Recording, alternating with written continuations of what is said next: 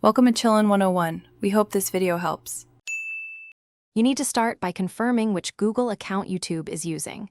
This is the most common cause. Sign out and sign back into the account you expect, and make sure devices are synced. Once done, check that app activity and YouTube history are enabled in your Google activity controls so watch events can be recorded. Make sure time and date are correct on each device, because mismatched timestamps can prevent items from appearing in the unified watch history. Now dive into YouTube's own settings, open History and Privacy, and verify that Pause Watch History is off, and that Clear Watch History hasn't recently removed items you expect. If you use YouTube while signed out, those views won't link to your account, so sign in before testing. Once done, compare the history list on desktop and mobile to spot divergence.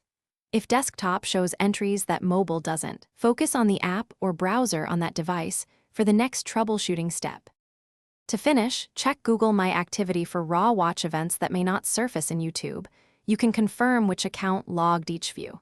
If entries are missing or playback seems inconsistent, clear the YouTube app cache or reinstall the app, then sign back in and re-enable history. Once reconnected, play a short video to force a new history entry.